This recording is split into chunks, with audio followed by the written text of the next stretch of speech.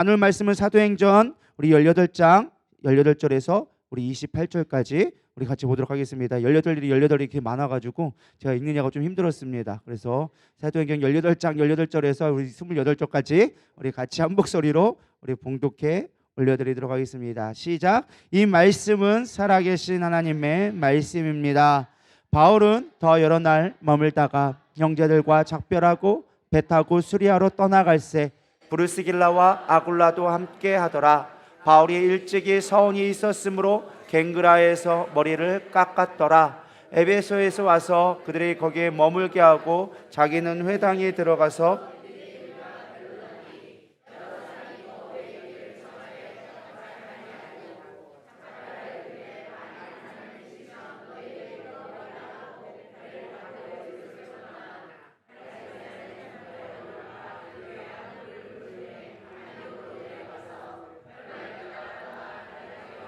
부르게와 땅을 차례로 다니며 모든 제자를 굳건하게 하니라. 알렉산드리아에서 난 아볼로라 하는 유대인이 에베소에 이르니 이 사람은 언변이 좋고 성경에 능통한 자라.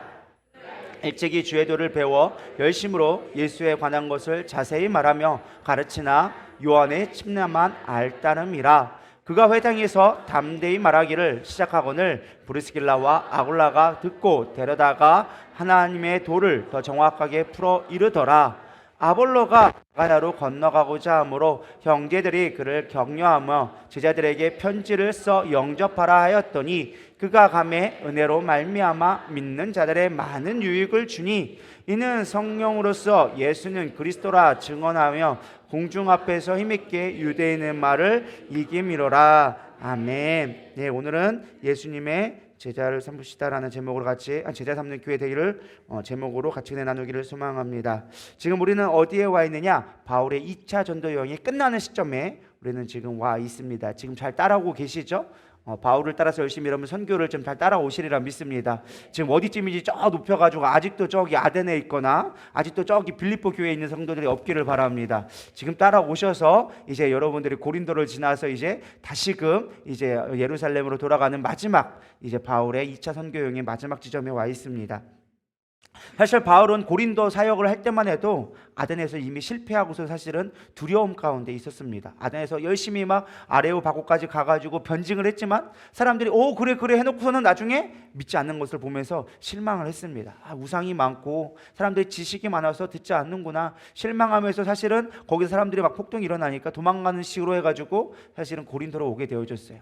거기서 오게 되는데 고린도가 어떤 지역이었어요? 상업이 많고 심지어 음란이 성행하던 곳이었어요. 아테네 신전이 있고 그 아테네 신전에서는 수없이 많은 1000명이 넘는 성창이라고 그러죠. 창녀들이 거기서 몸을 팔면서 사실은 번성했던 그런 신전들이 12개나 넘어 있는 작은 도시가 그렇게 많은 사실 성적으로 타락되어지고 물질은 많고 돈은 많고 하다 보니까 참으로 이제 영적으로 어두운 지역이 이 고린도라는 지역이었습니다. 그러다 보니까 사실은 사역을 할 때만 해도 너무 지쳐 있었어요. 이제 더 이상 아무 소망이 없다. 아덴도 갔더니 실패했고 여기도 왔더니 너무나 어두워져서 이제는 두려움이 막 생기기 시작하는 거예요.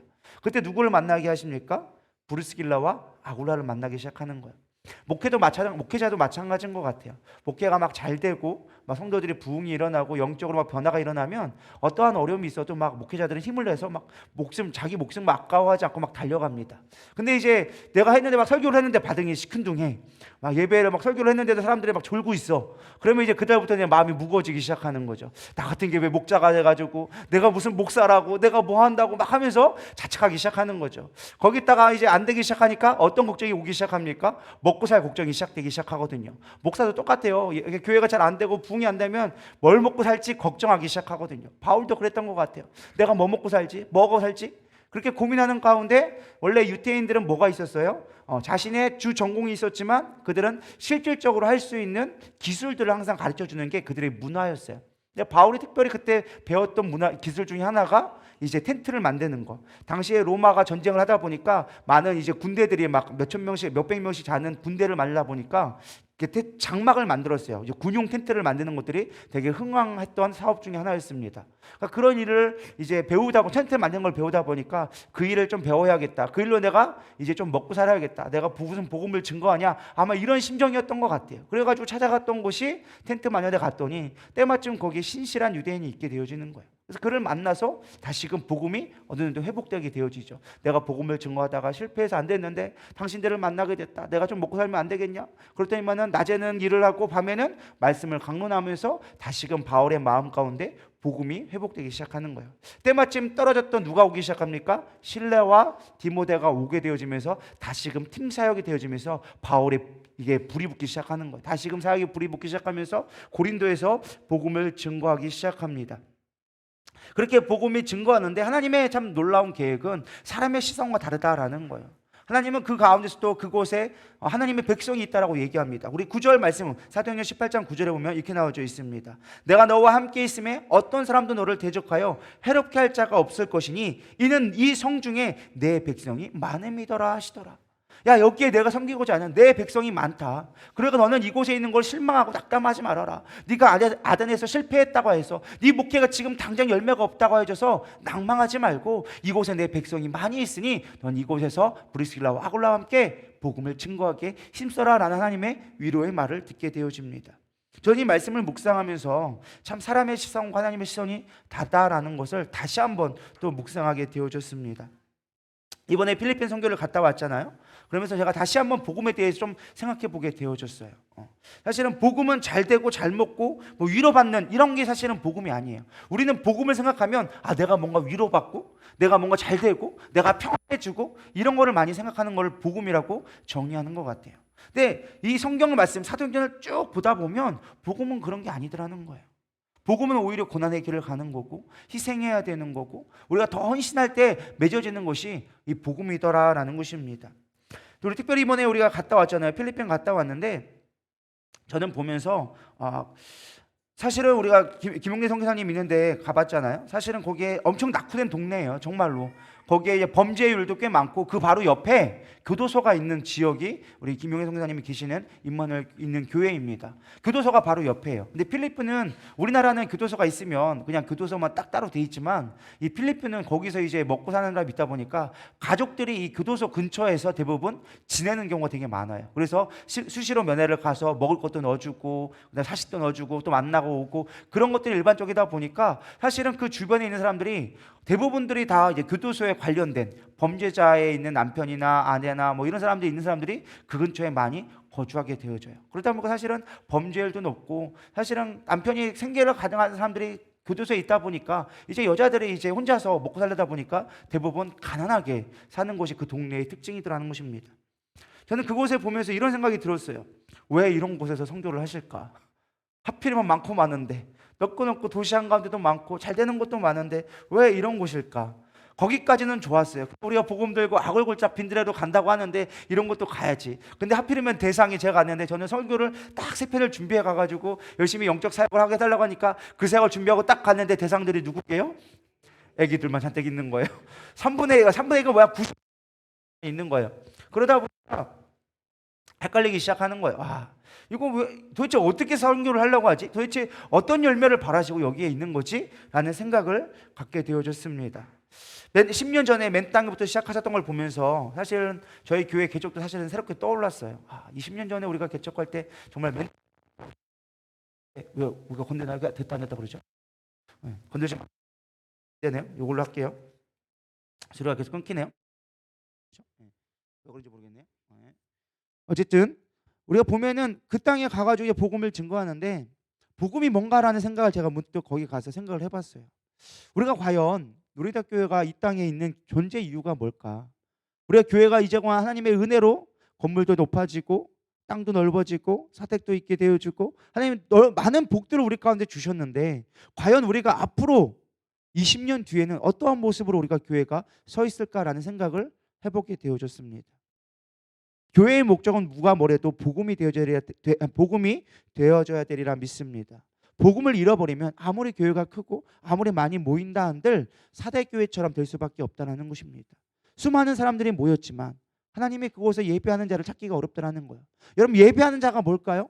그저 말씀 듣고 찬양 몇 곡 부르는 게 예배가 아니라 하나님을 위해서 내 목숨을 걸어서 복음 증거할 수 있는 자. 저는 그것이 진정한 예배자의 모습이라고 믿습니다.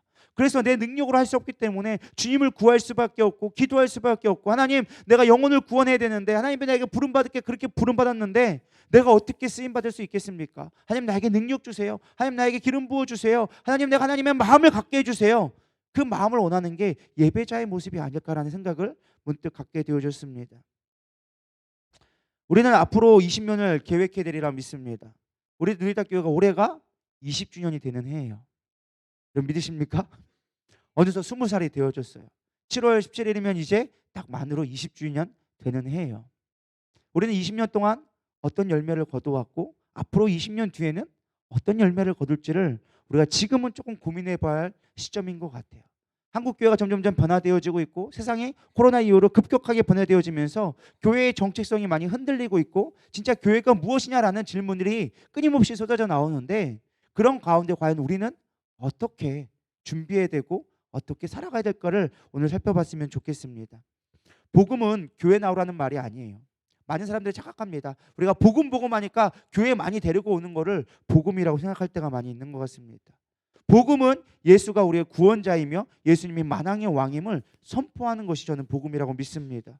예수님을 온전히 알면 이 땅의 모든 문제들이 초월되어지고, 우리가 이 땅의 삶의 가치관을 두는 것이 아니라 하나님 나라와 하나님으로 인한 삶으로, 예수를 증거하는 삶으로 변화되어지는 것이 진정한 복음임을 저는 믿습니다.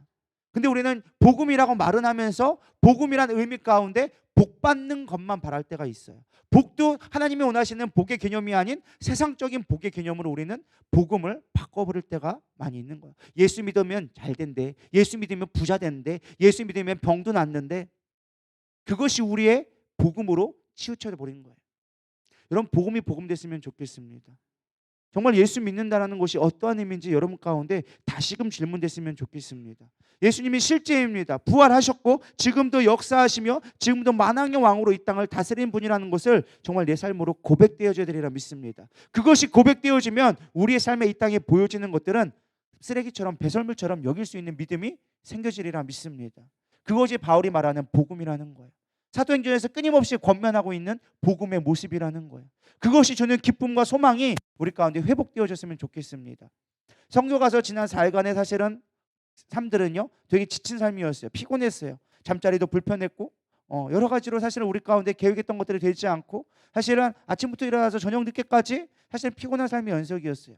정말 말이 안 통하는 그들에게 교회 나와서 우리가 같이 예배드리자고 하고 안 되는 말로 예수님을 증거할 때 정말로 그들과 통할지, 그들이 통하는지조차도 모르겠지만 그걸 증거했을 때 우리는 기쁨이라는 것을 누리게 되어졌어요.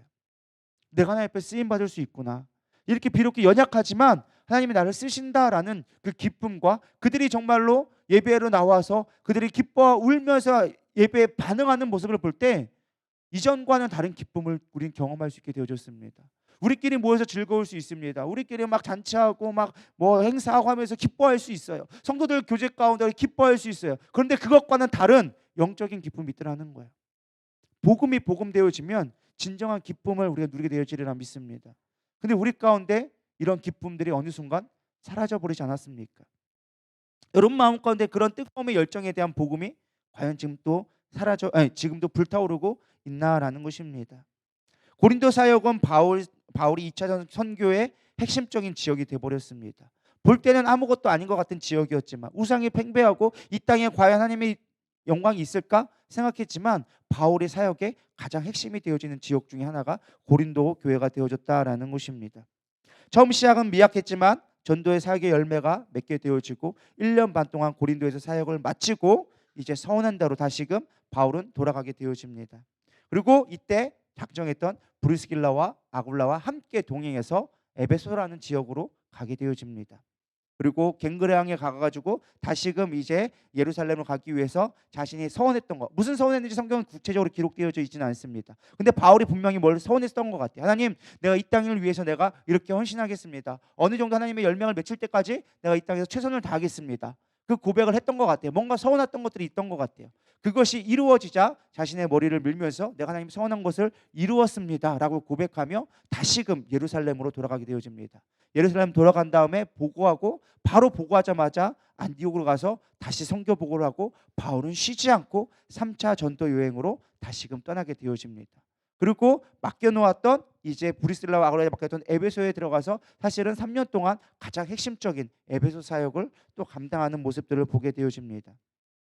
저는 이 본문을 묵상하면서 아까도 얘기했지만 과연 우리 누리다교회에게 복음이 어떠한 의미가 되어질까라는 의미를 생각해 보았습니다. 우리가 어떻게 하면 제자 삼는 삶을 살아갈 수 있을까라는 결론으로 저는 도달하게 되어졌습니다. 바울은 2차 전도 여행의 핵심은 딱 하나였습니다. 제자 삼는 사역이었습니다. 디모데를 세웠고요, 브리스길라와 아굴라를 세웠고 야손과 소스테네 등 여러 많은 사람들을 세움으로 인하여져서 교회를 세우는데 핵심적인 역할을 하게 되어집니다.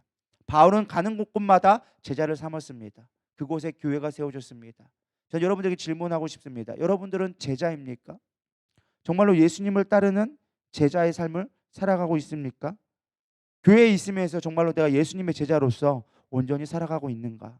예수님의 복음을 증거하기에 더 하고 있는가? 우리 생각해 봤으면 좋겠습니다. 그다음에 우리가 예수님의 제자로서 어떻게 살아갈 수 있는가? 또 어떻게 하면 제자들을 세워갈 수 있는가를 조금 더 같이 고민했으면 좋겠습니다. 첫 번째는 어떻게 해야 우리 제자를 삼을 수 있느냐?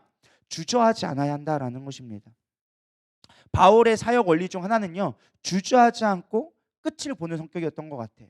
우리가 사도행전 20장 24절에 보면 이렇게 나와져 있습니다. 내가 달려갈 길과 주 예수께 받은 사명 곧 하나님의 은혜의 복음을 증언하는 일에 마치려 하면은 나의 생명조차 조금도 귀한 것으로 여기지 아니하노라. 그리고 또 얘기한 뭐예요? 내가 표대를 향하여 달려가노라. 바울은 끊임없이 자신들의 고백 가운데 서신서 가운데 나는 내가 맡겨진 사명을 위해서 멈추지 않는다라고 얘기하고 있어요. 실제로 그의 사역을 보면 우리가 얼마든지 쉴 수 있어요. 선교 마치고 왔잖아요. 저도 선교 마치고 오니까 월요일날 되게 많이 쉬고 싶더라고요. 정말 너무 피곤하더라고요. 거기서 막 잠자리도 바뀌고 막 잠도 제대로 못 자고 늘 긴장하고 있고 막 그러다 보니까 돌아와서 쉬고 싶은데 월요일날 용전도사님이 주일학교를 잡아놓은 거예요. 그래가지고 제가 오케이는 했는데 원망스럽더라고요. 쉬고 싶은데 와가지고 이제 또 하는 건 없어도 괜히 신경 쓰기 시작하는 거, 괜히 피곤하고 다음날 됐는데 제가 정말로 정신 못 차리고 밤에 잤던 것 같아요. 그날 월요일 밤에는 정신을 못 차리겠더라고요. 자면서도 내가 자면 안 되는데 막 잠에 막 빠져든다는 느낌이 들 정도로 막 깊이 있게 빠져들기 시작하는 거예요. 막 헤어나오지 못할 정도로. 그래서 쉬고 싶다는 생각이 되게 많이 들었거든요. 근데 바울은 하물며 2년 반 동안 쉬지 않고 사실은 전도를 하고 왔어요. 막 배를 타고 막 그 먼 거리를 다녀왔단 말이죠. 갔다 와가지고 예루살렘에 보고하고 쉽게 말하면 본교회 선교 보고를 하고 안디옥 교회 오고서는 선교 보고를 하고 나서 얼마나 쉬고 싶겠어요. 근데 바울은 쉬지 않고 바로 짐 싸들고 또 전도로 나가는 거예요. 어떻게 그럴 수 있을까? 인간적인 한계가 그는 없었을까? 아니요. 그는 얘기했습니다. 나는 육체의 연약함을 가지고 있다. 내가 그걸 위해서 하나님 앞에 3번씩이나 기도할 만큼 육체적 연약함을 갖고 있던 자였단 말이죠. 그런데도 불구하고 그는 쉬지 않고 복음을 증거하기에 쉬지 않았다라는 것입니다. 바울은 사실 1년 반 동안 고린도 사역을 하고 쉬지 않고 또 갱그라로 넘어갑니다. 그가 갱그라에서 삭발을 했다는 것은 그가 서운한 것이 있고 작정한 계획이 있었기 때문에 그걸 위해서 열심히 달려갔다라는 것입니다. 저는 이 바울을 보면서 우리가 쉬지 않는다라는 의미를 이렇게 생각해 봤어요. 과연 우리에게는 플랜이 있는가? 복음에 대한 플랜을 우리가 갖고 살아가고 있는가? 여러분, 복음에 대한 플랜을 갖고 살아가고 계십니까? 내가 오늘 이 영혼을 구원하기 위해져서 내가 어떤 걸 준비하고 어떻게 계획하고 이 다음에 내가 어떻게 해야지라는 플랜이 있으신가요? 솔직히 그렇게 플랜을 갖고 복음을 증거하는 사람들을 많이 못 본 것 같아요. 근데 전도를 많이 하는 사람들의 특징을 보면 다 플랜이 있더라고요. 이 사람을 다음에 만나야지, 이 사람은 다음에 이런 말을 해야지, 이 사람 만났을 때 다음에 이 사람이 지금 심령이 이러니까 좀 기다려줘야지. 항상 플랜을 가지고 전도를 하니까 전도의 열매를 거두더라는 거예요. 여러분들이 복음에 대한 플랜이 있기를 소망합니다. 바울은요 항상 그 다음 플랜을 갖고 있더라고요. 내가 여기서 복음에 사실 1년 반이라는 고린도 사역이요 그냥 어쩌다가 1년 반이 간 것이 아니라 그가 작정한 것이 있었다는 거예요. 서운한 것이 있었다는 거예요. 내가 이번 선교 가운데 무엇을 작정하였습니다. 하나님 이것을 이루어지기를 소망합니다. 기다렸다라는 거예요. 그리고 그 사역을 위해서 최선을 다하고 그것이 끝나니까 어떻게 되어집니까? 에베소에서 말씀을 증거하는 사람들이 붙잡기 시작합니다. 바울 목사님 우리 가운데 더 거해 주세요. 얼마든지 사실 더 머물 수 있잖아요. 얼마든지 거기서 부탁하니까 내가 조금 더 있다 가겠습니다 할 수 있는데요. 바울은 그렇지 않았어요. 아니요, 저는 지금 가야 합니다. 왜? 나의 서운한 것이 이루어졌기 때문에, 지금 내가 하나님 앞에 계획한 것이, 하나님 날 보내신 목적이 이루어졌기 때문에 지금 내가 여기 있고 싶지만 나는 지금 예루살렘으로 가서 보고를 하고 내가 다시금 돌아오겠습니다라고 약속하는 모습을 보게 되어집니다. 저는 바울의 이런 스텝들을 보면서 바울은 절대로 그냥 어쩌다가 뭐 3년 동안 있고 어쩌다가 1년 반 동안 있고 어쩌다가 바로 막 며칠도 안 돼서 도망가고, 이게 그냥 그런 것처럼 상황이 그렇게 된 것처럼 보일 수 있지만 그렇지 않더라는 거예요. 바울은 철저하게 계획 가운데 다음 스텝들을 준비하고 영적인 것 하나님의 명령에 순종하면서 갔다라는 것입니다. 물론 그 계획이 꼭 바울의 계획은 아닐 수 있습니다. 바울은 원래 드로아에 2차 전도 여행 때 드로아로 가고 싶었지만 하나님은 데살로니가를 보낸 것을 우리는 알 수가 있습니다. 내 계획과 다를 수 있지만 바울은 하나님이 주신 이끄신 대로 순종하면서 가면서도 다음 계획을 늘 세웠다라는 거예요. 그러니까 2차 전도 여행이 끝나니까 바로 3차 전도 여행을 가게 되어졌다라는 것입니다. 왜 그는 그렇게 할 수밖에 없었을까? 저는 바울로 제가 생각을 해봤어요. 바울은 왜 이렇게 급하지? 뭐 그렇게 사역이 이렇게 바쁘지? 뭐 이렇게 다음 하고 있을까? 생각을 해봤더니 한 가지 제 마음 가운데 깨달아지는 게 무엇이냐? 바울은 목적이 분명했다라는 거예요. 자기에게는 지금 뭐가 있느냐? 땅 끝까지 이르러 복음을 증거해야 돼. 바울이 당시에 가 있던 사람들의 특징은 무엇이냐? 지금의 스페인 사바나가 바울에게 있어서는 땅 끝이었어요. 근데 그곳까지 복음을 증거하려다 보니까 너무 먼 거야. 자기가 그걸 하기 위해서 건강이 너무 약하니까 하나님 앞에 쓰임 받을 수 있는 시간이 너무나 연약한 거예요. 할 수 있는 시간이 부족한 거예요. 그러니까 내가 여기를 빨리 하고 여기까지 땅 끝까지 복음이 증거되어져야 되니까 일단 유대가 됐어. 사마리아 땅이 됐어. 그다음에 여기 땅이 됐으니까 이제 아시아적이 됐으니까 유럽까지 넘어갔으니까 다음번에는 절로 넘어가야지. 다음번에는 저기를 가야지. 라는 분명한 열정이 있었다는 거예요. 자기에게 주어진 시간과 자기가 쓸 수 있는 육체적 에너지가 한계가 있음을 아니까 그는 쉴 수 있는 여유가 없었다는 거예요. 여러분, 우리가 왜 이렇게 여유로울까요? 마지막 때가 가까웠다고 우리 끊임없이 찬양을 하고 노래도 하고 선교도 하고 설교도 듣고 하는데도 불구하고 왜 우리는 이렇게 복음에 있어서 여유로울까요? 답은 하나예요. 목적이 없으니까. 복음에 대한 분명한 목적이 없으니까 우리는 힘을 권하게 그냥 교회만 왔다 갔다 하는 신앙이 될 수밖에 없다라는 것입니다. 한 영혼에 대한 분명한 목적을 가졌으면 좋겠습니다. 저는 그것이 우리 가운데 필요하다고 생각합니다. 여러분, 정말로 오랫동안 여러분 한 영혼을 정말로 마음에 품으시기를 소망합니다. 한 영혼에 만족하지 마시고 여러분들이 품을 수 있는 숫자만큼 여러분 품으시기 바랍니다. 내 인생에 몇 명을 전도할지 인생의 복음의 계획을 세보시기 바랍니다. 내가 교회를 위해서 어떤 사역을 할지 여러분 꿈꾸시기를 소망합니다. 다음 플랜들을 세우고 복음의 열정에 그걸 위해서 내가 정해진 시간들이 얼마나 있으며 내가 에너지를 얼마나 쏟았을지를 계산해 보시기 바랍니다. 예전에 설교한 적이 있어요. 여러분들 앞으로 여러분들의 주를 위해 일할 수 있는 시간이 얼마나 될까요? 솔직하게 우리 김모원 고사님 얼마나 더 있을 수 있을까요? 언제 우리가 주님 앞에 부름받을지 모른다라는 거예요. 제가 생각해봤어요. 문득 우리 20주년이라고 얘기했잖아요. 지금까지 참 은혜로웠어요. 20주년 정말 하나님의 기적적인 은혜로 담임 목사님을 통하여져서 이 교회가 세워졌고 많은 영혼들이 지금 한자리에 모여있고, 제가 처음에 옛날에 20년 전에 생각해봤더니 저희 가족 딸랑 아버지하고 저만 있었어요. 은진이도 딴 데 가 있었고 딱 셋이서 예배 드렸던 게 첫 예배였어요. 그게 20년 전이었어요. 근데 지금은 이렇게 꽉 찼어요. 더 채워질 거라 저는 믿어요. 이것도 부족해 더 채워질 거라 분명히 믿어요. 근데 20년 뒤에 과연 나는 어떻게 하고 있을까? 20년 뒤의 모습은 나는 어떻게 하고 있을까? 과연 이 교회가 어떤 모습으로 성장되어질까? 꿈꾸는 소망도 있지만 한편으로는 두려움이 있다는 거예요. 한국 교회가 어려워진다고 하는데, 점점 복음이 증거하기 어려워진다는데 과연 우리 교회가 그때까지 잘 성장할 수 있을까? 여러분들 고민해 보셨나요? 내 삶도 바쁜데 무슨 그거는 목사님이나 고민하세요. 저는 상관없는 일입니다. 저는 열심히 교회나 다니고 열심히 봉사하다가 그냥 때가 되면 알아서 할게요. 여러분, 그게 여러분들이 아니기를 소망합니다. 여러분, 교회는 제 것도 아니고 담임 목사님 것도 아니에요. 여러분들이 교회라는 거예요. 여러분들이 이 누리다 교회라는 이름으로 모여졌을 때 과연 어떤 모습으로 갈지를 여러분 같이 꿈꿨으면 좋겠습니다. 같이 꿈꾸고 같이 복음을 위해서 힘쓸 때 하나님의 교회가 되어지는 거예요. 그리스도의 몸된 교회가 되어지기 시작한다는 거예요. 근데 우리는 계획이 없는 거예요. 우리는 앞으로의 삶들을 꿈꿨으면 좋겠습니다. 마지막 시대에 성령의 역사하심을 경험하는 교회 됐으면 좋겠습니다. 복음을 위해서 전심전력할 수 있는 교회가 됐으면 좋겠습니다. 단기 선교 한번 갔다 왔다고 우리 선교 끝났지, 우리 선교권 보냈으니까 선교 끝났지가 아니라, 여러분 우리가 왜 홍도동 땅에, 대전의 이 땅에 왜 우리가 존재해야 되는 이유를 다시 생각해 봤으면 좋겠습니다. 내가 이 누리다교회에 속해 있어야 될 이유, 내가 몸된 교회로서 이곳을 섬겨야 될 그 이유가 무엇인지를 깊이 있게 한번 고민해 봤으면 좋겠습니다. 내가 단지 목사님이 안수받아서 어떤 문제를 해결받는 거, 내 인생의 어떤 문제들을 해결받는 게 그게 중요한 목적이 아니라, 내가 이곳에 있는 목적이 무엇인가를 점검해 볼 수 있기를 소망합니다. 하나님이 이곳에 보내주셨다면 여러분들이 보내신 목적이 분명히 있다라는 거예요. 하나님은요, 절대 손해보는 장사를 하지 않아요. 우리의 삶 가운데 절대 허투루 보내는 시간들을 허용하지 않습니다. 지금 이 순간조차도 하나님께서 계획하신 것이 있기 때문에 여러분들 이 자리에 불러 모아주신 것을 믿으시길 바랍니다.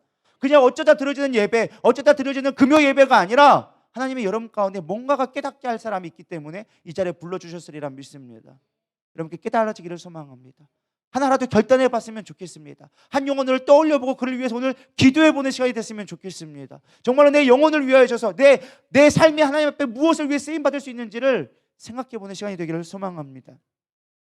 두 번째, 우리가 어떻게 하면 제자를 세울 수 있는 교회가 될 수 있을까 생각해 봤을 때, 무엇보다 필요한 게 순종과 헌신이라는 것입니다. 제자 삼는 사역에는요, 반드시 대가지불이 필요합니다. 대가지불을 하기 위해서는 필요한 것이 순종과 헌신이라는 거예요. 저는 대가지불의 말이 다시 말로 바꾸면 순종과 헌신이라는 거예요. 18절에 보면 이렇게 나와져 있습니다. 바울이 여러 남을 머물다가 형제들과 작별하고 배 타고 수리아로 떠나갈새 브루스길라와 아굴라도 함께하더라. 이게 아무 생각 없이 읽으면 그냥 함께했다라고 생각할 때가 있어요. 그냥 같이 전도하러 갔구나 생각할 수 있는데요, 여러분의 삶을 제가 조금 질문을 해보겠습니다. 갑자기 담임 목사님과 사역자들이 하나님 앞에 응답을 받았다고, 그러면서 중국 땅으로 우리 누리다교회를 이전시킬 거라고, 그러면서 여기 있는 걸 모든 걸 팔아서 갑자기 중국으로 가겠다고, 중국의 교회를 새롭게 건축할 거라고, 그렇게 한다면 여러분 따라갈 수 있는 분 한번 손 한번 들어보실까요? 한 명도 없으시네. 그래서 말이라도 한 번이라도 내가 따라가 볼게 한번 해보면 얼마나 감사해. 쉽지 않다라는 거예요. 지금 상황이 이런 상황이라니까요. 제가 좀 극단적으로 설명을 했지만 바울이 얘기한 거 1년 반 동안 같이 얘기했어요. 거기서 교회를 세웠어요. 교회가 막 부흥되어지고 있어요. 그런데 갑자기 일어나가지고 하나님의 소명 받았다고, 이제 내가 돌아가야겠다고, 그리고 떠나갔어요. 그리고 하는 말이 뭐냐, 나랑 같이 가자는 거예요. 근데 중요한 건 브릭스라 아갈라 어떻게 했다? 함께 했다라는 거예요.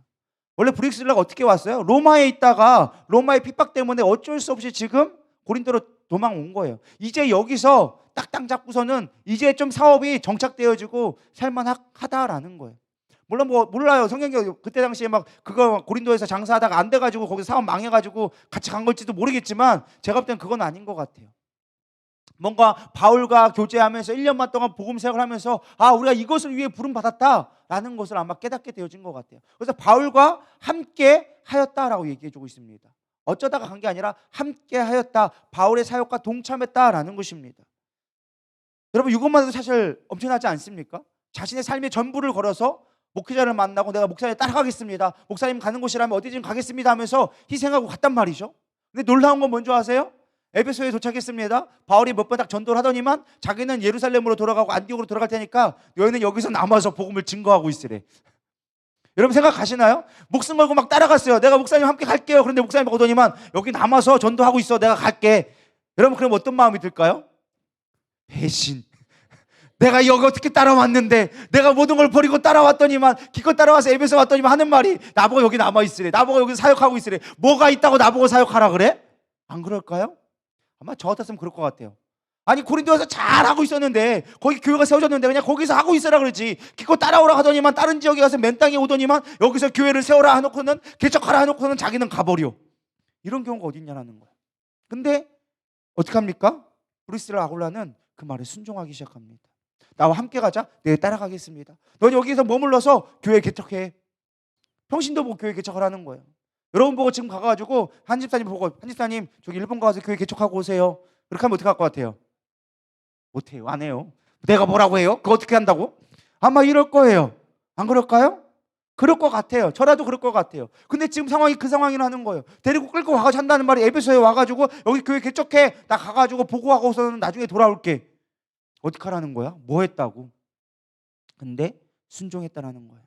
네, 목사님 가서 보고하고 오세요. 우리가 여기서 이제 사업을 하면서 교회를 개척하고 있겠습니다. 그 결과 바울이 보고 마치고 3차 전도 여행할 때 가장 오래 사역한 곳이 어디게요? 이 에베소예요. 에베소에서 무려 3년 동안이나 말씀을 가르치고 많은 에베소의 교회를 세우게 헌신할 수 있는 기초를 마련한 게 브리스길라와 아굴라였다라는 것입니다. 그게 끝인 줄 아십니까? 아니요. 나중에 바울이 로마에 갇혔을 때 다시금 브리스길라가 에베소를 떠나서 로마로 돌아가게 되어집니다. 바울이 로마 감옥에 갇혀 있을 때 그곳에서 교회를 또 세워요. 바울은 로마 땅에 교회를 세워본 적이 없어. 누가 세웠어요? 브리스길라와 아글라가 로마로 가가지고 거기서 또 교회를 세웠어요. 목회자가 교회를 개척한 게 아니라, 바울이 교회를 개척한 것이 아니라 누가 교회를 세웠다? 평신도가 교회를 세웠어요. 헌신되어진 제자 삼은 그 한 부부가 헌신되어지자 로마의 교회가 세워진 거예요. 그래서 바울이 로마로 갈 때 그 트래블러라는 있는데 거기서 배 타고 올라가니까 바울이 힘들까봐 미리 그 수백 킬로를 내려와가지고 브리스라와 아굴라와 그 로마에 있는 지체들이 와가지고 바울을 맞이하고 위로하고, 그래서 바울이 힘을 내서 다시금 로마에 편지서를 쓰고, 그래서 기록된 게 로마서예요. 믿으십니까? 그렇게 헌신된 한 사람이 순종되어지는 그 모습 하나 때문에 교회가 에베소 교회에 세워지고 로마의 교회가 세워지고 수많은 영혼들이 그 안에서 구원받게 되어졌다라는 것입니다. 저는 이 모습을 보면서 우리가 좀 생각해 볼 게 그런 것 같아요. 순종한다라는 것, 그건 100% 희생이 요구되어지는 거예요. 많은 사람들은 순종한다고 생각하고 참 쉽게 생각하는 것 같아요. 내가 순종해요. 우리 목사님 말씀 잘 들어요. 근데 중요한 건 희생이 들어가기 시작하면 순종이 어려워지기 시작한다는 거예요. 우리가 하는 순종은 내 거를 희생하지 않는 그냥 노말적인 순종이 될 때가 참 많아요. 예배 드리는 게 내가 순종한다고 생각하는 거예요. 물론 그것도 희생이 필요하죠. 시간이 들어가고 물질도 필요하고 여러 가지가 필요하겠죠. 그러나 더 중요한 건 우리가 순종의 크기는 곧 희생의 크기라고 저는 생각을 해요. 내가 말씀을 묵상하면서 생각한 게 그거예요. 누군가에게 순종했다? 그 말인즉슨 희생의 크기를 생각해 봐야 된다는 거예요. 우리는 너무 쉽게 순종을 생각하는 것 같아요. 예수님의 순종은 무엇이었을까요? 십자가에 달려 죽으시는 희생이었어요. 브리스길라 아굴라의 순종은 뭐였어요? 자신의 사업을 포기하고 바울을 따라가는 거였어요. 처음 가는 에베소 지역에 갔을 때 이곳에 남아서 교회를 개척하라고 했을 때 그는 자신의 모든 걸 희생하면서 그곳에 순종하였다라는 것입니다. 우리가 한 영혼을 세울 수 있는 중요한 길은 뭔지 아십니까? 순종하는 것이고, 순종 이꼴 희생이 반드시 따라올 수밖에 없다라는 것입니다. 제자 삼기 원하십니까? 그렇다면 여러분들 희생을 각오하셔야 되는 거예요. 아까 찬양 불렀잖아요. 미랄이란 찬양. 한 영혼을 위해서 희생할 수 있을 때 내가 썩어지지 아니하면 열매를 맺을 수가 없는 거예요. 한 알이 썩어지지 아니하면 열매를 맺을 수 없다고 성경은 분명하게 이야기해 주고 있습니다. 여러분은 복음을 위해서 어떤 거를 희생할 수 있나요? 내가 한 달에 수입의 10분의 1은 내가 희생할 수 있어. 내가 적어도 일주일에 3번 예배 시간만큼은 희생할 수 있어. 여러분들의 순종의 크기는 딱 그만큼인 거예요. 죄송하지만 바울이 말하는 희생은요, 그게 아니었어요. 전부를 거는 희생이었어요. 그렇기 때문에 열매를 맺을 수 있었고 교회를 세울 수 있었고 제자가 세워줄 수 있었다는 것입니다. 저는 이 말씀을 준비하면서 가장 많이 찔린 게 저였어요. 나는 과연 하나님을 위해서, 복음을 위해서 얼마나 희생하고 있었던가. 교회 여러 가지 일들은 막 계획하고 여러 가지를 하고 막 교회를 관리하기 위해서 관리자로는 잘 있을 줄 모르겠지만, 내가 하나님의 복음 사역자로서 내가 과연 얼마나 순종하고 있었던가, 내 희생을 얼마나 감당하기에 내가 드릴 수 있었던가라는 생각을 해보게 되어졌습니다. 여러분들의 가진 것, 여러분들이 소유하고 있는 시간, 여러분들의 건강, 여러분들의 에너지, 여러분들의 지식, 여러분들이 가지고 소유하고 있는 모든 관계된 것들을 과연 하나님 앞에 얼마나 드릴 수 있는가. 그것이 여러분들의 믿음의 크기요, 여러분들의 순종의 크기요, 여러분들의 하나님의 제자를 삼을 수 있는 자원이 될 수 있다는 거예요. 거기까지가 여러분이 쓸 수 있는 자원이에요. 내가 100억이 있다 할지라도 여러분들이 드릴 수 있는 것이 10만 원밖에 안 된다면 여러분들의 믿음은 10만 원짜리 믿음밖에 안 되는 거예요. 10만 원짜리 순종밖에 될 수밖에 없고 10만 원짜리 믿음밖에 될 수밖에 없다라는 것입니다. 믿음과 순종과 희생은요, 믿음과 순종은 항상 희생과 같이 갈 수밖에 없어요. 그것이 손해인 것처럼 보이지만 하나님은 그것들을 통하여져서 많은 것들을 거두게 하신다는 거예요. 그 원리를 깨달을 때만, 하나님의 크심을 깨달을 때만 우린 드릴 수 있는 믿음이 될 수 있다는 거예요. 할렐루야. 너무 무거워지지 않기를 소망합니다. 제가 좀 무겁게 만들었는지 모르겠지만 여러분 깊이 있게 좀 고민해 봤으면 좋겠어요. 과연 우리가 교회가 교회다워진다는 것, 제자 삼는다는 것이 무엇인가? 그저 와가지고 성경 공부하듯이 모여가지고 이게 제자가 되는 겁니다. 성경 배웠으니까 이제 제자입니다. 그게 아니라 우리가 실질적인 제자가 무엇으로 세워지는지를 다시 한번 생각해 봤으면 좋겠습니다. 세 번째, 무엇보다 겸손할 때 우리는 제자를 세울 수 있다라는 것입니다. 바울이 3차 전쟁을 떠나기 위해서 가이사로 돌아갑니다. 이제 에베소서에 브리스길라와 아굴라만 남게 되어져요. 그때 한 사람을 만나게 되어집니다. 누굴 만나게 되어져요? 아볼로라는 사람을 만나게 되어집니다. 우리 24절 25절 읽어보겠습니다. 시작.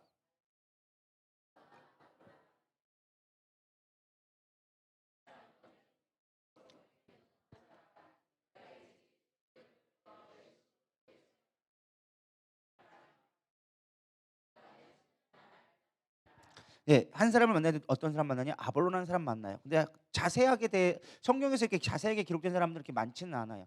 근데 이게 자세하게 설명해 줍니다. 알렉산드리아 출신이고 유대인이었다라고 얘기합니다. 이 알렉산드리아는요, 323년 BC 323년 알렉산더 제제가 세운 도시였어요. 특별하게 로마에서 가장 큰, 로마 다음으로 큰 도시가 바로 이 알렉산드리아였어요. 그렇기 때문에 요건 특별하게 좀 계획적으로 만든 도시인데, 큰 도서관과 박물관이 실제적으로 만들어질 만큼 학문과 지성과 교육과 여러 가지가 풍부했던 도시, 대도시. 지금으로 말하면은 어디쯤 돼야 되려나? 서울 다음으로 큰 도시가 어디죠? 부산 정도 되려나? 근데 부산보다는요 조금 더 이제 행정적인 도시로, 이제 세종처럼 이렇게 막 큰 도시로 만들어진 기획된 도시였습니다. 특별히 이곳에는요 많은 이제 유대인들이 핍박을 받으면 많이 피난 갔던, 디아스포라 그러죠. 세계적으로 이렇게 이민 갔던 곳들에 수많은 사람들이 갔던 곳이 바로 이 알렉산드리아였어요. 그래서 유대인들이 생각보다 많이 있던 곳이 이 알렉산드리아 지역이었습니다.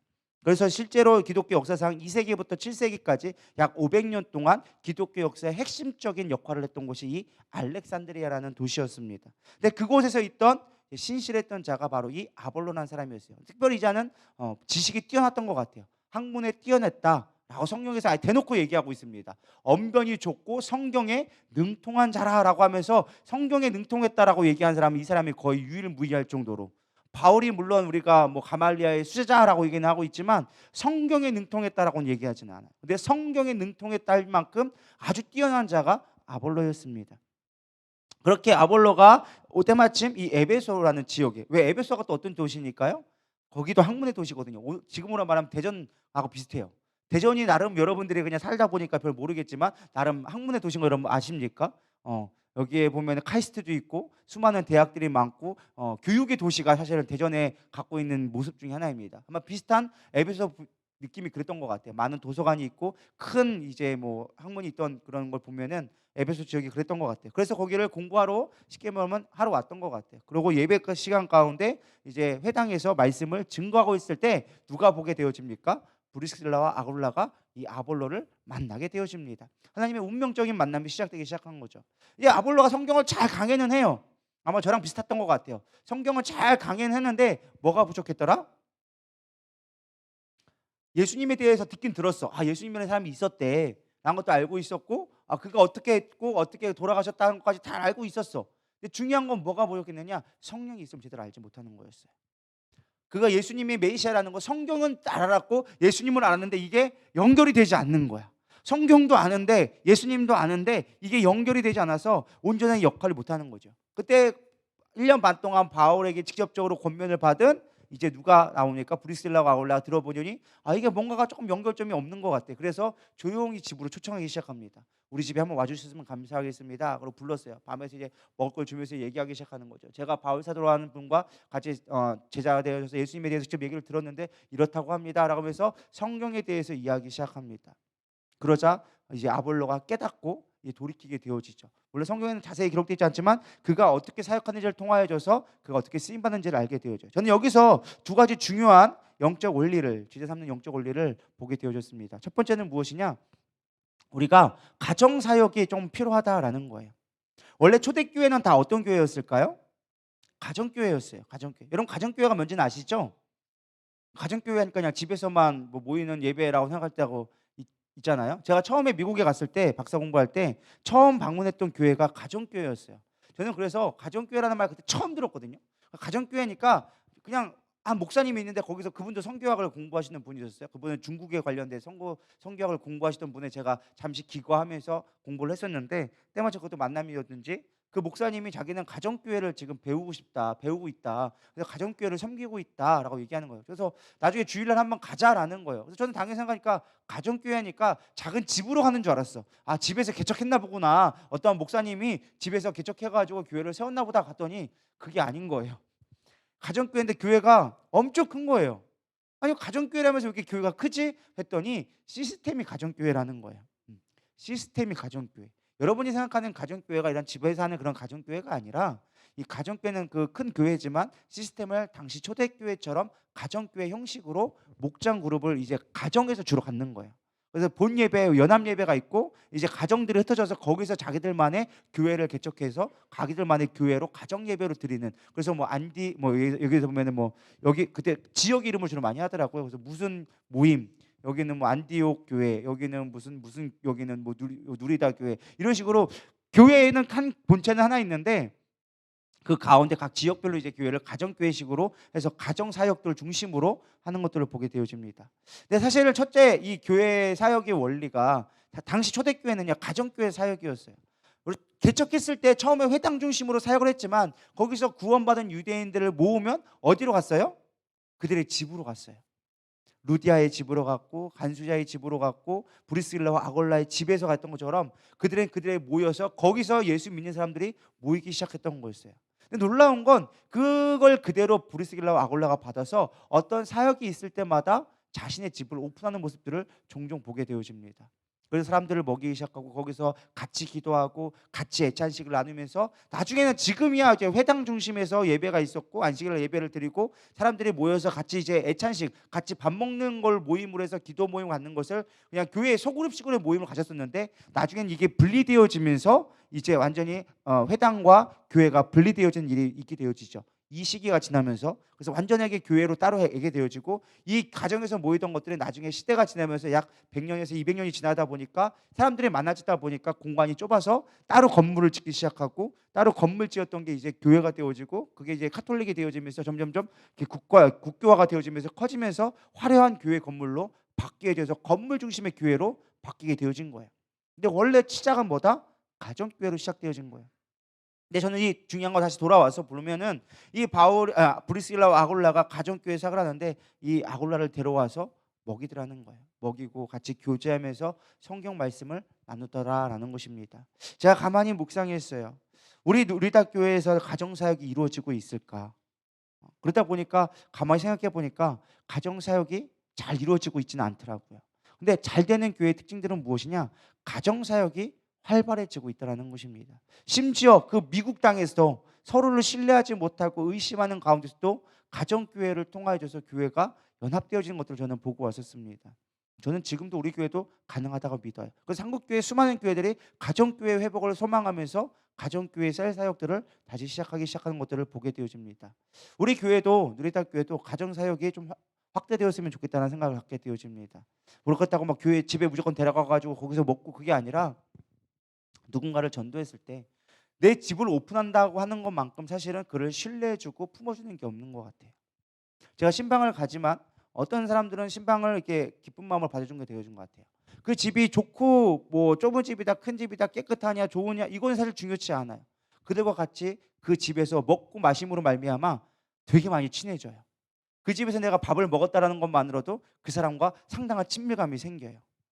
여러분 그런 거 경험해 보셨나요? 여러분 친해지고 싶은 사람이 있으면 어렵지 않습니다. 그 사람 데려다가 우리 집에 가서 밥 먹이면 되는 거예요. 그럼 친해지기 시작하는 거예요.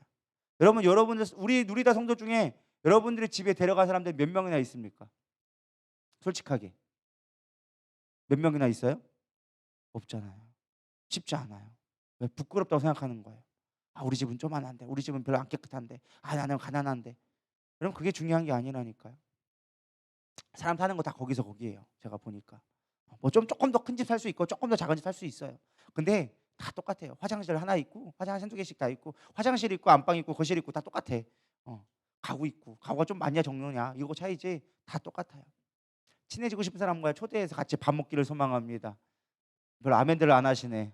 그렇게 밥 한 끼 사주는 게 어렵습니까? 그렇게 밥 한 끼 해주는 게 어렵나요? 할 줄 거 없으면 김치찌개 하나라도 끓여주세요. 우리 집에 가서 같이 밥 먹자.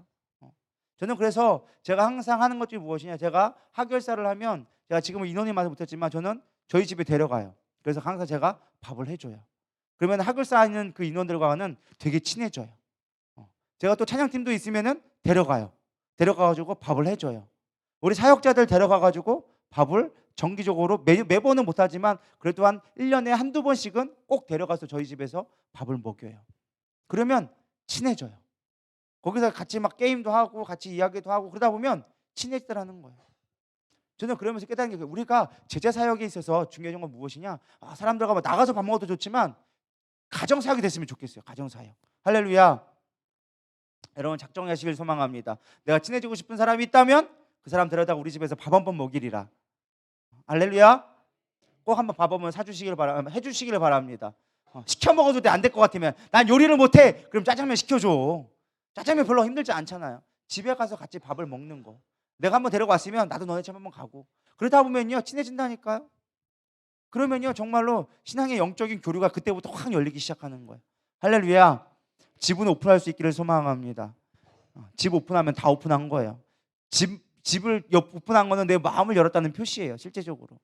그래서 여러분들 그렇게 우리가 가정사역이 먼저 회복되기를 소망합니다. 초대교회 다 그렇게 해서 전도했다니까요. 다 집에 들어다가 먹였어요. 우리가 성찬식 하는 거 막 거룩하게 막 하지만 당시에 성찬식은 그런 성찬식이 아니었어요. 가난하고 못 먹는 사람들 불러다가 밥 먹어. 내가 줄게 밖에 밥 먹어. 야 못 먹었지, 밥 먹자. 같이 밥 먹자. 그러면서 이거 하나님의 마음이야, 그리스도의 몸이야, 나 주님의 사랑이야. 우리 한 몸을 이루었어. 이제 같이 먹었으니까 우리 한 공동체야. 너는 형제고 나는 자매야.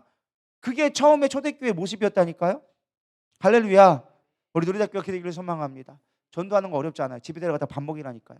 옆에 좀 안 친하다? 데려다 집에서 밥 먹여요. 그럼 친해질 수밖에 없다라는 거예요. 할렐루야.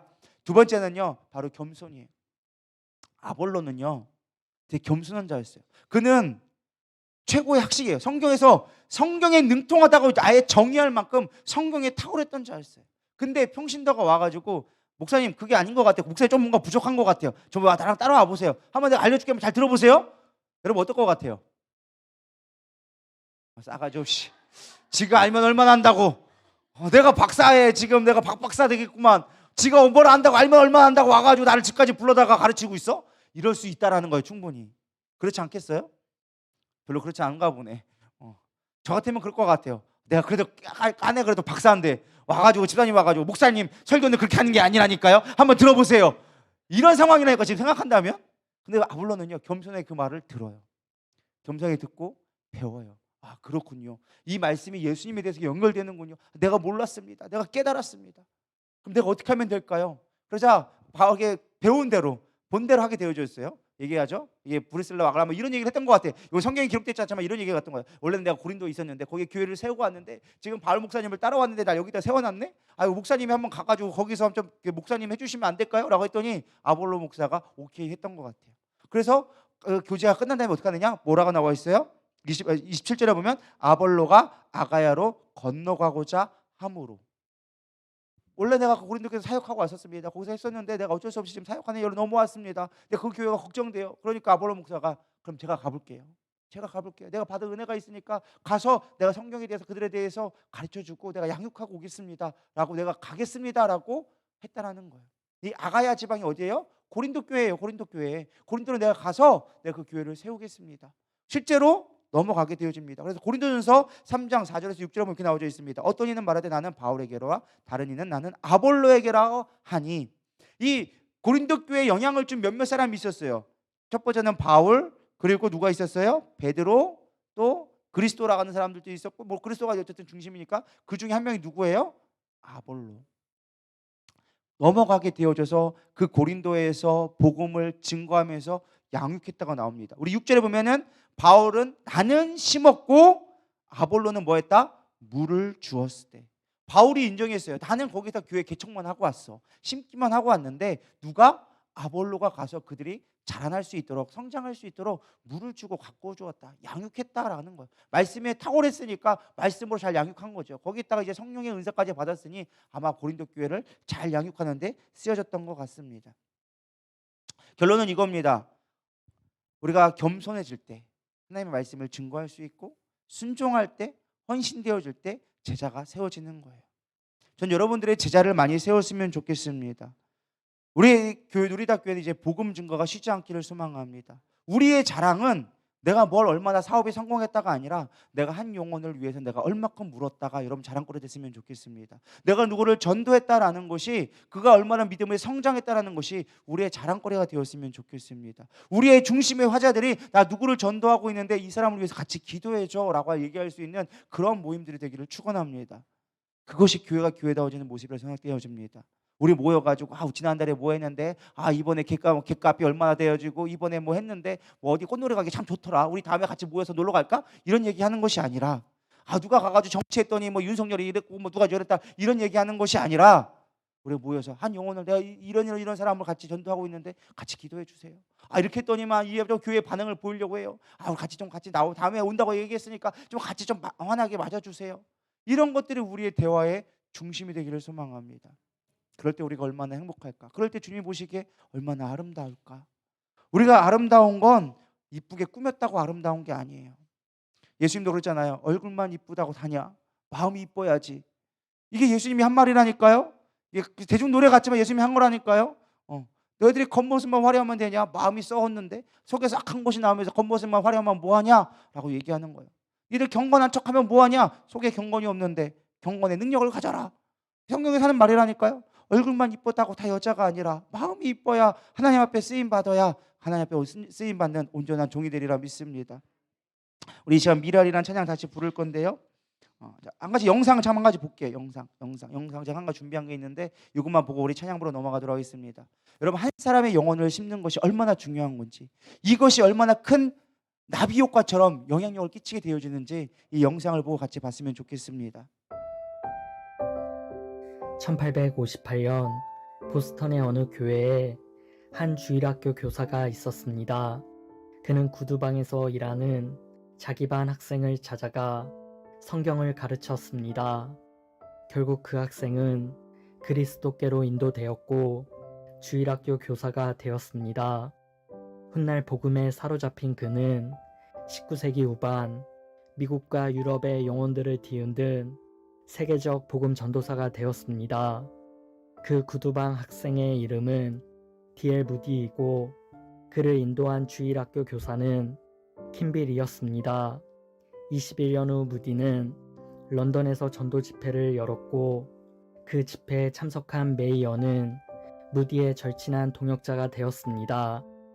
영국에서 전도 활동을 하던 메이어는 미국으로 가서 집회를 하게 되었고 그 집회에서 체프먼이 회심하게 되었습니다. 그 후 체프먼은 절실한 그리스도의 사람이 되어 미국의 전국을 다니며 전도 집회를 열고 복음을 전파했습니다. 또 D.L. 무디와 함께 말씀을 전하기도 했습니다. 그리고 체프먼은 한 메이저리그 선수에게 성경 말씀을 전했습니다. 그 야구 선수는 체프먼을 통해 그리스도의 사랑을 깨달은 뒤 열정적으로 복음을 전했습니다. 1917년 10주 동안의 보스턴 집회에서 무려 150만 명이나 되는 길 잃은 영혼들을 인도했던 그의 이름은 바로 빌리 선데이입니다. 그는 하물 강사로 초빙하여 샬럿에서 3주간 집회를 가졌으나 너무나 실망할 수밖에 없었습니다.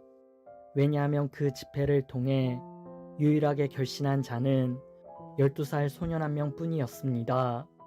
하지만 그 소년은 장차 전 세계 수백만 군중에게 강력한 복음을 전하게 될 영적인 거장으로 성장하게 되는데 그 소년의 이름은 바로 빌리 그레함이었습니다. D.L. 무디부터 빌리 그레함이 있기까지 필요한 것은 단지 하나님께로 인도하는 단 한 사람이었습니다. 우리에게 필요한 것은 단지 시작하는 것입니다. 네, 보이시죠? 사실은 이 D.L. 무디라는 한 사람의 킴벨이라는 선생님의 주일학교 교사가 D.L. 무디를 세웠고 D.L. 무디를 통하여져서 체프먼이 세워졌고 체프먼을 통하여서 한 사람의 영혼들이 또 구원받게 됐고 그 영혼이 나중에 수천 명을 전도할 수 있는 열매를 맺을까 싶었지만 사실은 딱 한 사람이 전도받게 되어져요. 그게 바로 빌리 그램이었고 바로 50년 전에 빌리 그램이 우리나라에 와서 그때 김장한 목사님의 통역으로 복음을 증거해서 수많은 목회자가 세워졌고 지금의 한국교회의 기초를 세우는 중요한 기반이 되었다는 것입니다. 우리가 한 사람이 세우는 거 별거 아닌 것처럼 보이지만 그 한 사람이 심겨져서 열매를 맺게 되어지면 수많은 열매를 맺게 되어지는 거예요. 여러분들이 한 사람 전도하는 거 어쩌다가 교회 한 명 데려오는 거라고 생각할지 모르겠지만 그 영혼이 어떻게 쓰임받을지 모른다는 거예요. 우리는 그 한 영혼을 바라봤으면 좋겠습니다. 그 주님의 마음으로 한 영혼들을 세워갔으면 좋겠습니다.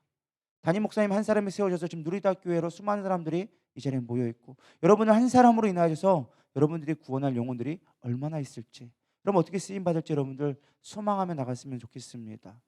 그것이 우리가 이 땅에 존재해야 될 이유고 우리가 교회가 교회 되어져야 될 이유라고 저는 믿습니다. 지금 한국교회에서는 빌리그레암 50주년 해가지고 다시 막 영상도 만들고 있고 다시 전도 대회를 막 계획하고 있다고 합니다.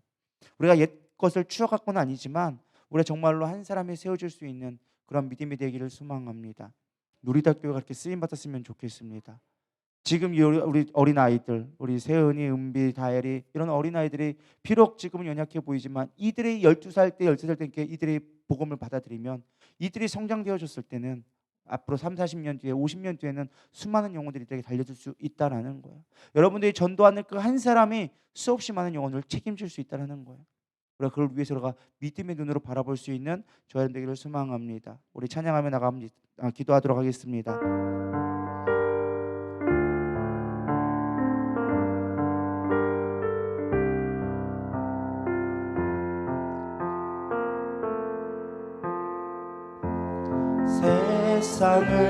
세상을 구원하기 위해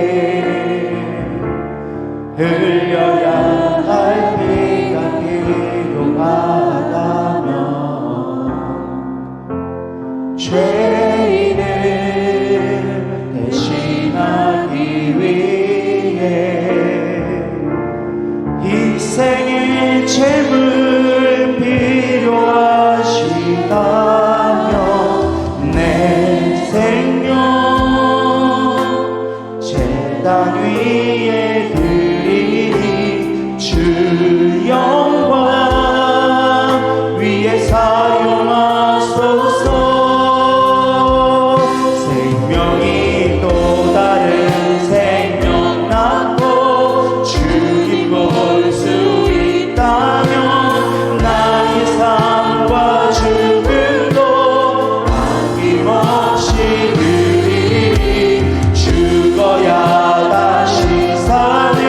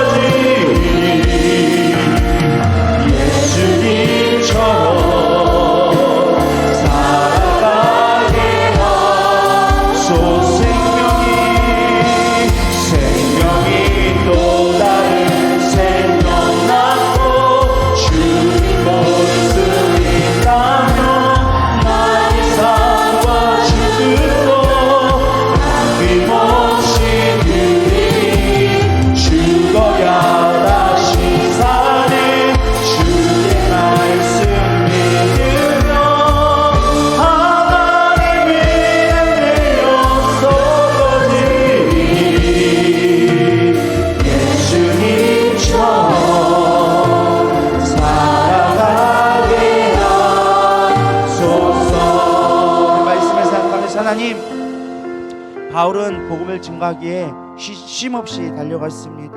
왜냐하면 그에게 주어진 시간과 물질과 자원이 한계가 있음을 그는 너무나 잘 알았습니다. 그래서 그는 쉴 시간조차도 아까워서 쉬지 않고 복음을 증거하기에 두려움 없이 달려갔습니다. 그 길이 편한 길이 아니었습니다. 고통의 길이었고 비난받는 길이었고 아버지 고난받는 길이었습니다. 그럼에도 불구하고 그 영혼의 가치를 알았기에 바울은 포기하지 않고 쉼없이 달려갔습니다. 또한 아버지와 브리스길라와 아굴라의 헌신과 아버지와 순종이 있었기 때문에 에베소 교회가 세워지고 로마 교회가 세워지며 고린도 교회가 세워짐을 우리는 보았습니다. 우리가 정말로 하나님 앞에 내 삶을 드리겠다고 고백했지만 우리가 과연 얼마나 말씀에 순종하였으며 우리의 희생을 각오하였습니까? 정말 한 영혼을 위하여져서 나의 삶을 드리기에 우리는 얼마나 많은 것들을 개선하며 보내왔습니까? 나의 삶을 가정을 오픈하며 나의 가진 것들을 내려놓으며 주님의 영혼들을 위하여져서 말씀에 순종하기 위하여져서 몸부림쳤던 브리스길라와 아굴라처럼 하나님 이제 우리가 그렇게 주의 말씀에 순종할 수 있는 믿음의 삶이 되게 하여 주시옵소서.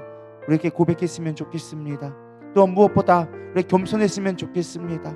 내가 아는 것은 너무나 연약한 것입니다. 성경적 지식이 있다고 그것이 우리를 구원해 주는 것이 아니었습니다. 헌신되어진 삶, 교회를 위하여서 기꺼이 떠날 수 있는 믿음의 담력이 있을 때 하나님 그 겸손한 모습을 가지고 교회를 세워가는 것을 보게 되어졌습니다. 하나님 우리가 이제 제자 삼는 삶이 되게 하여 주시옵소서. 이제 누리다교회가 영혼을 위해 몸부림칠 수 있는 교회 되게 하여 주시옵소서. 이제 보여지는 삶이나 어떤 사람들의 말과 작은 것들에 넘어지는 그런 연약한 믿음이 아니라 정말로 영혼을 위하여서 우리의 삶을 드릴 수 있는, 그래서 하나님이 주시는 것들로 하나님이 주시는 그 영혼의 만족함으로 감사할 수 있는 우리 누리다교회가 되게 하여 주시옵소서. 그런 믿음의 성숙을 이루어갈 수 있도록 주님 축복하여 주시옵소서. 우리 안에 그럼 다시금 열정의 불이 타오를 수 있도록 주님 인도하여 주시옵소서. 정말 메마른 나의 영혼들이 다시금 불타올라 영혼의 간절함으로 영혼의 소망으로 불타오르게 하여 주시옵소서. 한번 성도 갔다 온 걸 끝이 아니라 나의 삶이 이 누리다교회가 있는 이곳이 아버지 영혼의 불사를 수 있는, 정말 우리의 삶을 하나님 앞에 드릴 수 있는 그런 믿음의 교회 되게 하여 주시옵소서. 우리 고백하는 마음으로 주여 세 번 부르면서 간절히 기도하며 나가도록 하겠습니다. 기도하십시다. 주여 주여 주여. 하나님 우리 안에 복음이 얼마나 있었습니까? 우리 안에 복음이 얼마나 뜨겁게 불타오르고 있습니까? 하나님 메마른 나의 심령들, 하나님 정말로 빈들의 마른 불같이 나의 메마른 심령들 하나님 어찌해야 불타오를 수 있겠습니까? 하나님 바울은 목숨을 걸고 쉼없이 달려갔던 그 열정이 우리 안에 회복되게 하여 주시옵소서. 나의 인생 전부를 걸어 하나님 앞에 들어갈 수 있는 믿음 되게 하여 주시옵시고 그때를 향해 달려갈 수 있는 믿음의 손을 들 수 있도록 축복하여 주시옵소서. 언제까지 세상에 보여줄 것들, 썩어질 것들에 우리의 믿음을 빼앗겨서 하나님의 세상과 타협하며 넘어질 수밖에 없겠습니까? 하나님 이제 우리 가운데 믿음을 더하여 주시옵소서. 하나님을 향한 전적인 믿음으로 나아가게 하여 주시옵소서. 당신이 나의 왕이시며 만왕의 왕이시며 하나님 우리의 생명의 주관자라는 것을 고백하게 하여 주시옵소서. 입술의 고백이 아닌 나의 삶으로 고백되게 하여 주시옵소서. 예수가 아니면 우리의 삶은 없다라는 고백되게 하여 주시옵시고 예수가 내 삶의 중심 되게 하여 주시옵시고 예수님의 복음이 내 삶의 존재의 이유가 될 수 있는 그런 믿음을 우리 가운데 허락하여 주시옵소서. 성령님 우리 가운데 깨닫게 하여 주시옵소서. 성령의 불로 더하여 주시옵소서. 어떤 체험적인 신앙이 아니라 우리의 삶을 완전히 바꿀 수 있는, 우리의 삶을 전복시킬 수 있는 주의 능력으로 덧입혀 주시옵소서. 나의 삶이 무엇을 위한 삶이었습니까? 내가 교회를 위해서 나오는 이 시간들이 무엇을 위한 삶입니까? 하나님 예배가 예배다워진다는 것이 무슨 의미입니까? 내가 찬양하는 목적이 무엇입니까? 하나님 내가 존재된 이유를 다시 살펴보게 하여 주시옵시고 그리스도의 신부로 거룩함으로 더럽게 하여 주셔서 하나님 순결한 자 순종한다는 것이 무엇입니까?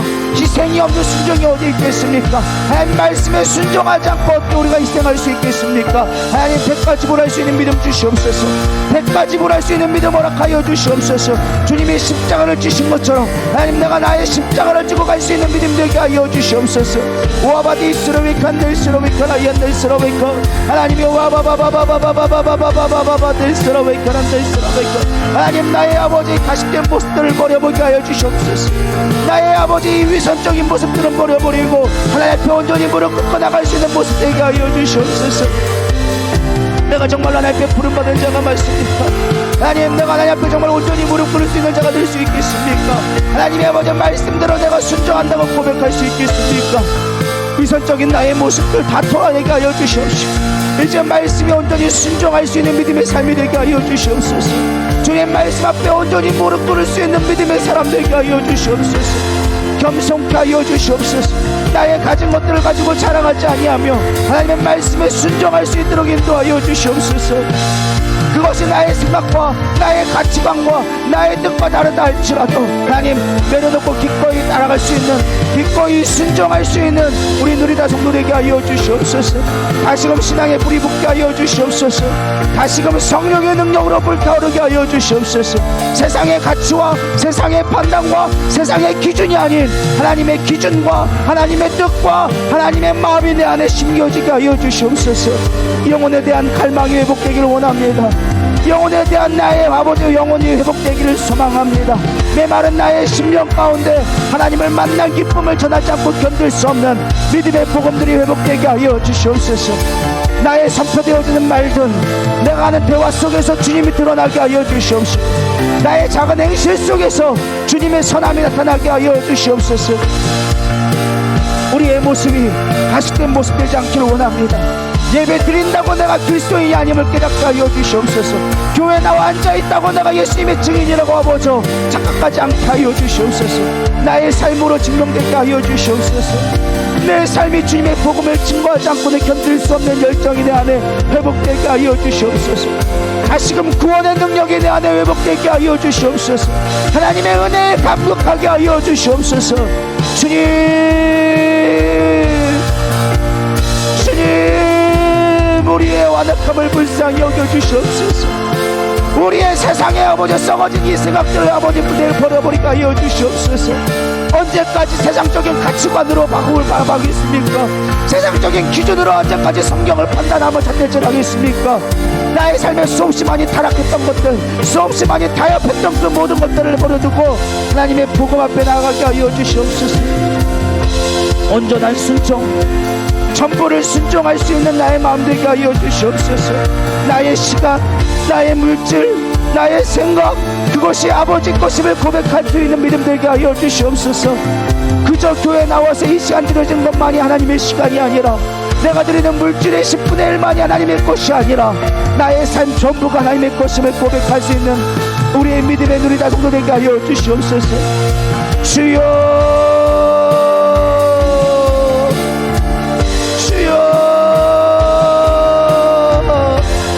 우리 가운데 주의 능력을 회복하기를 원합니다.